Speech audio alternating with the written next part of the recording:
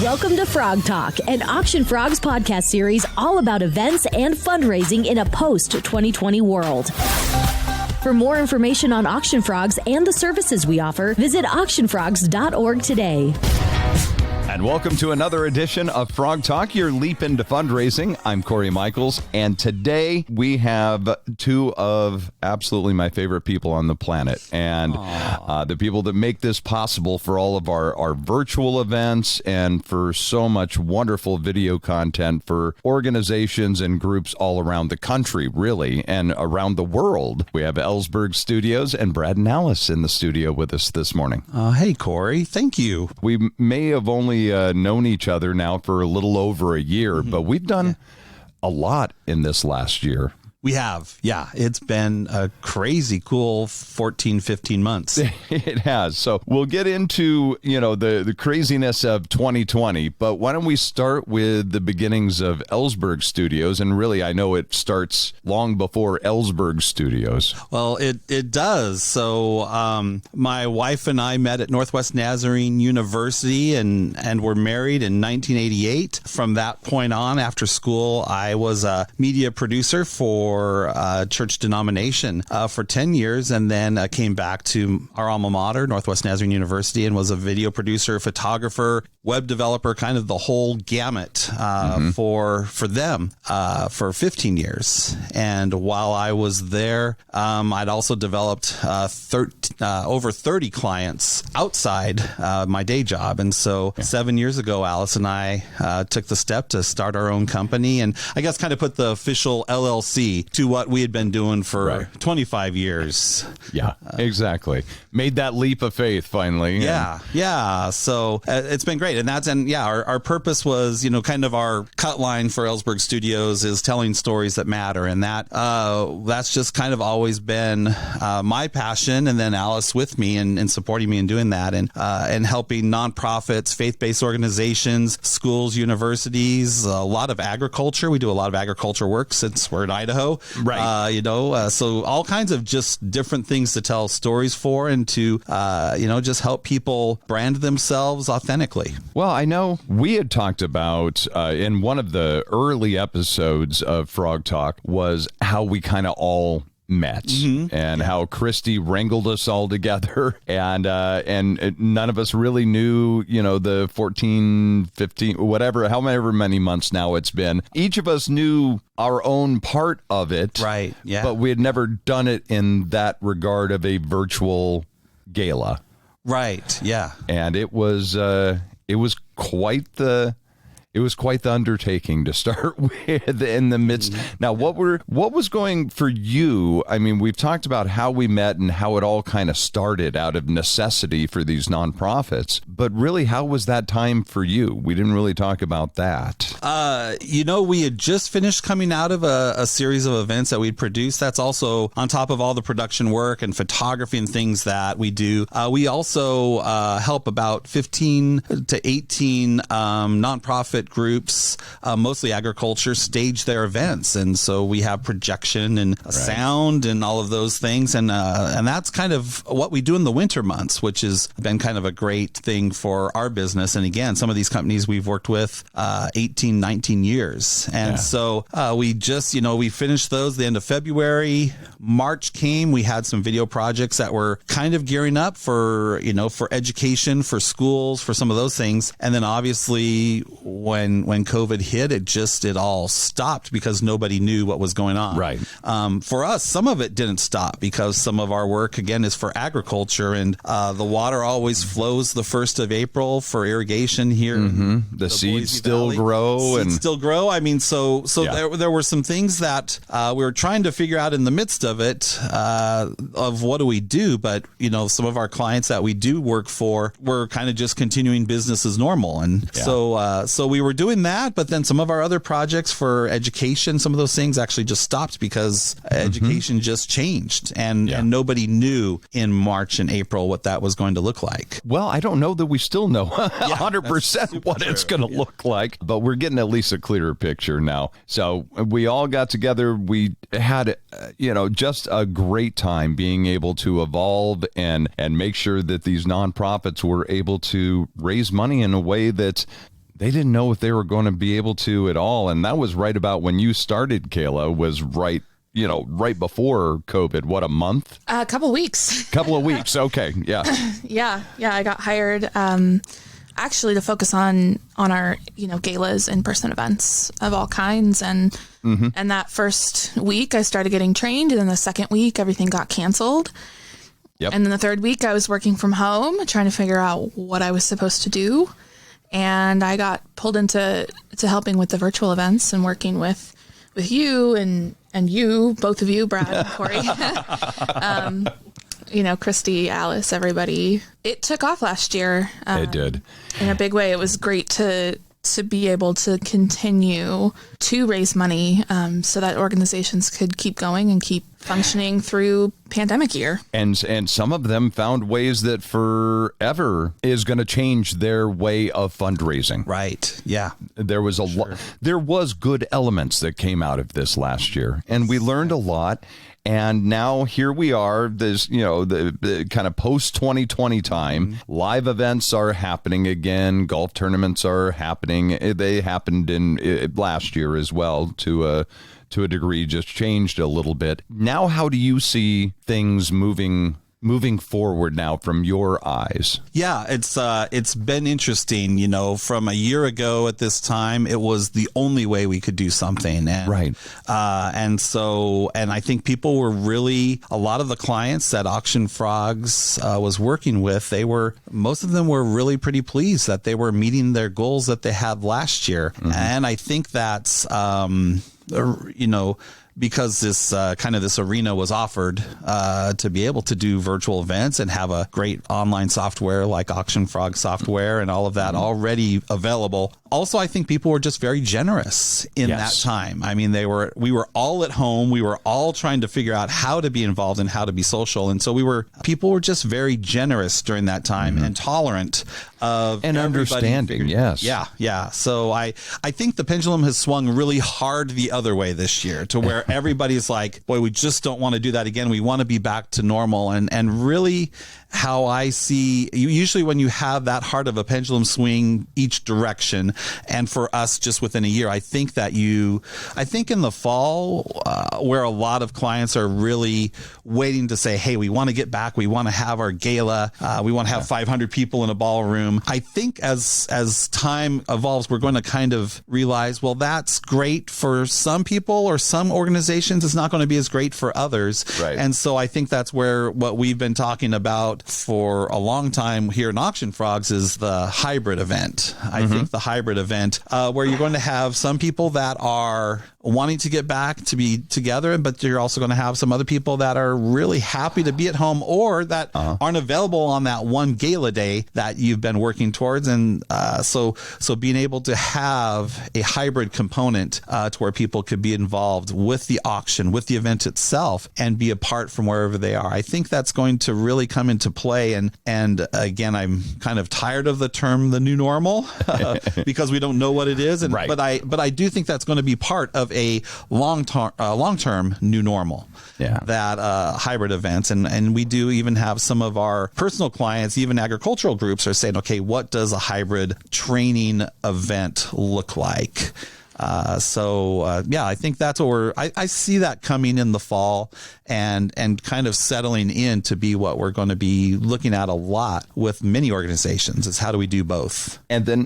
And now, Brad, how can Ellsberg Studio, having a good videographer, having good video editing, having someone who knows what they're doing, not your uncle's cousin who happens to have an Adobe account on their laptop, but someone who really knows what they're doing. I know what a big difference that makes in an event, or whether that's a gala or an online campaign, fundraising, what awareness, whatever that happens to be. But for you, what is the difference that you bring? For us, my wife and I, when we really started talking about being Ellsberg Studios, again, kind of playing off of 25 years. When you work as a nonprofit in-house media producer, you're always doing outside work. And it's good because it actually keeps you sharp, kind of keeps you telling other people's stories, helps make you a better storyteller in-house for your organization. And so I've worked for a couple of nonprofits that have actually encouraged that outside work because they knew it made me stronger for them. Being a video producer and photographer and helping brand nonprofit organizations has really positioned my wife and I to be unique in what we do, and that we really love finding the heart of any organization. And it doesn't have to be a touchy-feely organization. Everybody has a heart and a DNA of why they exist. And that's what I've found is what I love to do. And that's why I love working with so many different organizations, because I like finding just the unique little piece that it might be a microscopic piece of what makes that organization tick that they might not even realize, wow, that's who we are. That's our ethos. But we're so deep in it, we forget. And so when I step in and start working with somebody and doing that, that's what I love to do. This year, we're doing work for everybody from dairies in Twin Falls to a radio communications company here in Eastern Oregon and Western Idaho. Even those things that seem just like tangible mechanical things, that's what we love doing, is just digging in and finding the uniqueness of it. So I think coming back to with virtual events, that's what's made kind of our partnership with Auction Frogs. Hopefully that's what we've added to the party, if you will, is that we just that we have a heart for people and a heart for storytelling. And obviously with faith-based and nonprofit production that we've done for 30 years, there's a fundraising element. It always comes down to that. So I think it's kind of exciting. That's what made kind of our trifecta of you, Corey, of Auction Frogs, and then of us with Ellsberg Studios. We just realized, boy, this is a small but mighty team, because we didn't cross lanes. We all had our lane, but boy, they were right by each other, and we drove down the road together and really provided a very strong story element and virtual event element.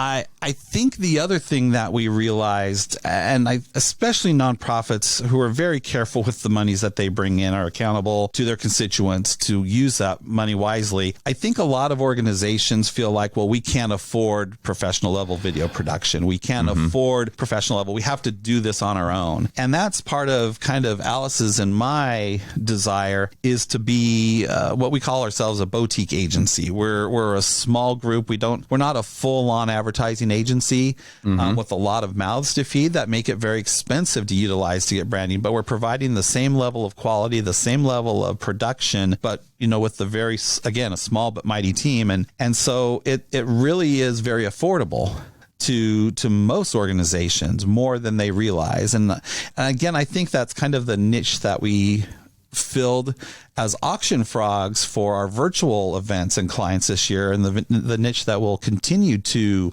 fill is that you don't have to pay tens of thousands of dollars to do a virtual event like some people have found, and you don't have to do it yourself. Right. And there is a happy medium. There is a happy medium, and it's a good place for a lot of people to be. And it's amazing the amount of business that we've gotten from both ends of that spectrum, right? Right.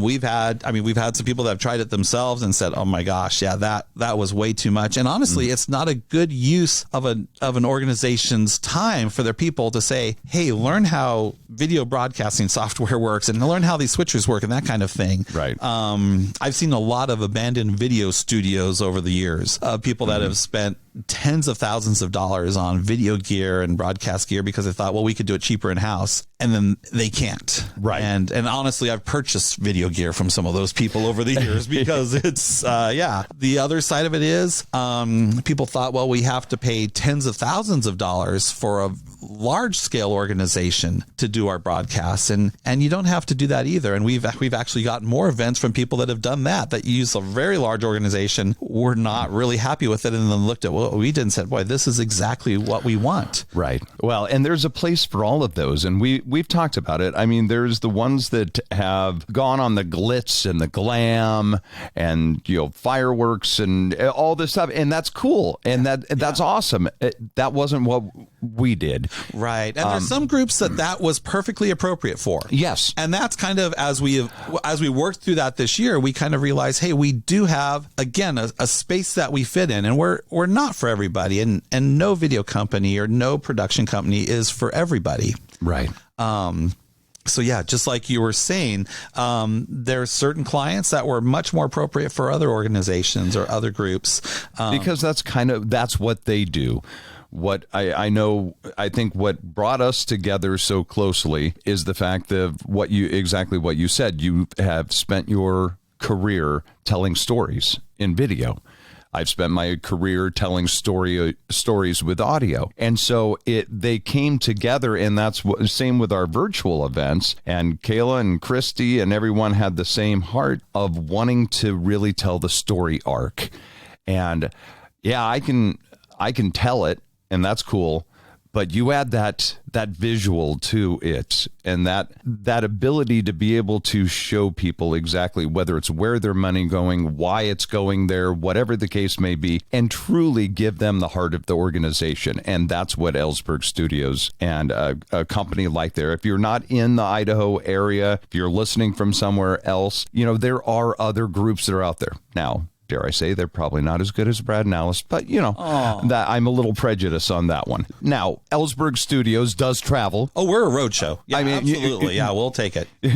You can get them to go to you. There's we have traveled around the Northwest. We've worked with a couple of our organizations that we've traveled for, and they found it cost effective. Right. Yeah. And well, heck, around the world. Didn't you do one was it Gaza? Yeah, Israel. Yep. Israel. Okay. Yeah. I mean, not that they're, I mean, for the right price, they'll go anywhere. That's right.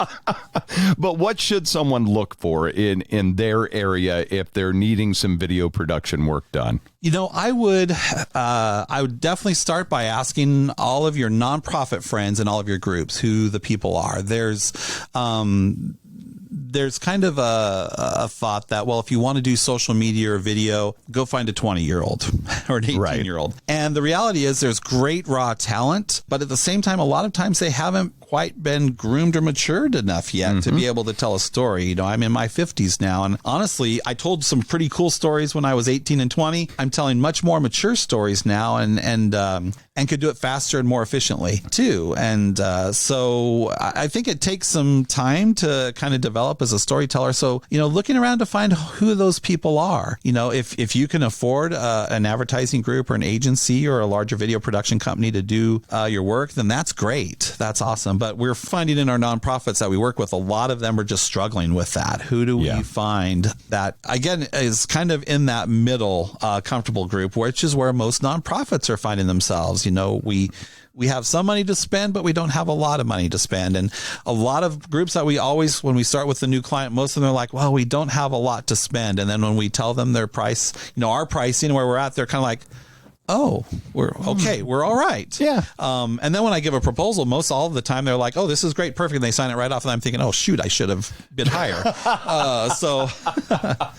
But I would look for people, that are in the $75 to $100 to $125 an hour production range, to be able to help you out. There's a lot of good work that could be done in that range. And again, finding somebody who's efficient, who probably gets your personality and your ethos of your organization, that just saves a lot of time getting them up to speed and able to tell your story. So, but again, don't be afraid to reach out to other organizations like yourself and find out, hey, who in our area or our region is able to kind of tell the story, and then, obviously look and see what they've done, see what they're doing, and see how it fits your organization. We have clients that we've dealt with for 15 or 20 years, and it's just because they're comfortable with us. Right.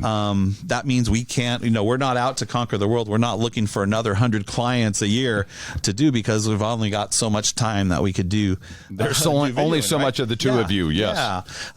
But I think that's just, looking for that connection, looking for that match in personality and in heart.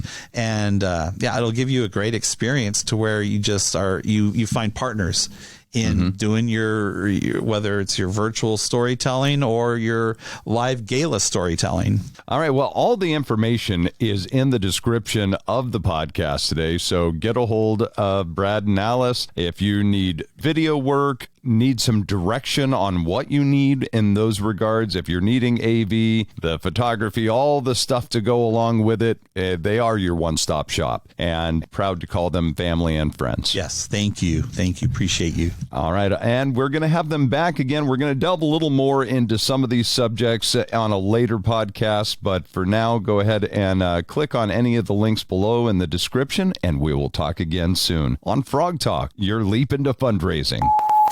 Thank you for joining us for this episode of Frog Talk, an Auction Frogs podcast series all about events and fundraising in a post-2020 world. For more information on Auction Frogs and the services we offer, visit auctionfrogs.org today.